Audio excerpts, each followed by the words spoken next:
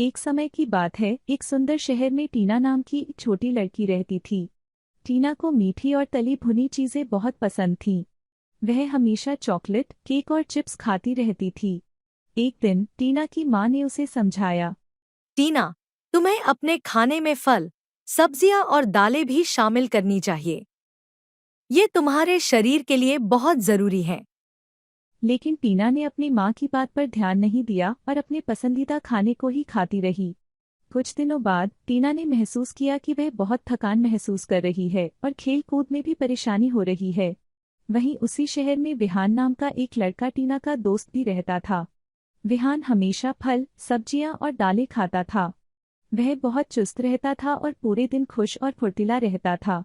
एक दिन टीना ने विहान से पूछा। विहान, तुम हमेशा इतने खुश और ऊर्जावान कैसे रहते हो?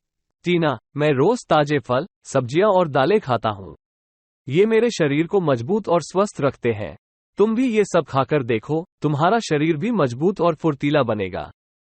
टीना ने मैक्स की बात मानी और उस दिन से अपने खाने में ताजे फल, सब्जियां और दालें शामिल कर लीं। कुछ ही दिनों में टीना ने महसूस किया कि उसकी थकान खत्म हो गई है और वह पहले से ज्यादा ऊर्जावान महसूस कर रही है। अब वह फिर से खुश होकर खेल कूद में हिस्सा लेने लगी। टीना ने अपनी माँ से कहा। माँ, आप सही कह रही थी। स्वस्थ खाना खाने से मैं पहले से ज्यादा मजबूत और खुश महसूस कर रही हूँ। उस दिन से टीना ने कसम खाई कि वह हमेशा स्वस्थ भोजन करेगी और अपने दोस्तों को भी इसके बारे में बताएगी। जल्द ही शहर के सभी बच्चों ने ताजे फल, सब्जियां और दालें खाना शुरू कर दिया और वे सब मिलकर खुश और स्वस्थ जीवन जीने लगे। कहानी की सीख।